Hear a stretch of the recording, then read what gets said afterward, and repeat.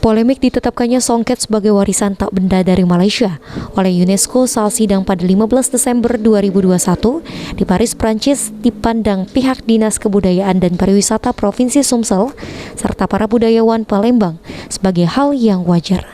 Kepala Dinas Pariwisata Sumsel Aufa Syahrizal mengatakan hal tersebut wajar karena songket tak hanya milik Indonesia, namun seluruh negara rumpun Melayu seperti Indonesia, Malaysia, Brunei Darussalam, serta Thailand.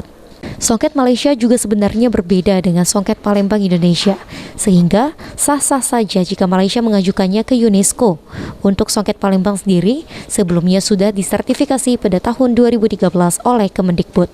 Tak benda ke UNESCO, karena memang Malaysia juga mereka produksi songket, dan yang memproduksi songket bukan hanya Malaysia, Brunei Darussalam, Thailand, Indonesia pun bukan hanya Palembang, ada Padang juga punya songket, kemudian Bengkulu punya songket, Jambi punya songket, Lampung punya, hanya mungkin motif dan namanya yang berbeda.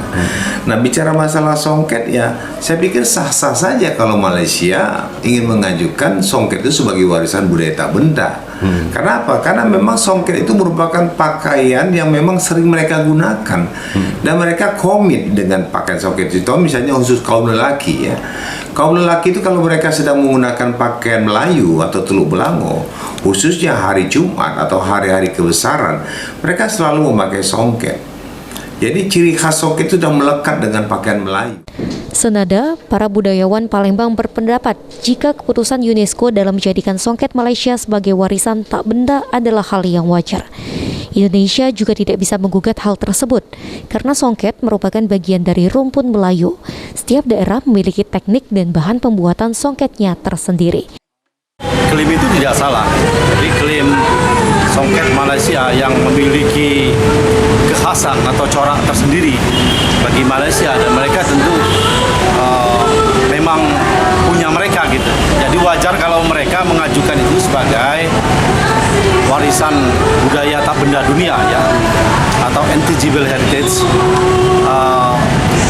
dunia gitu. Nah, kita tidak bisa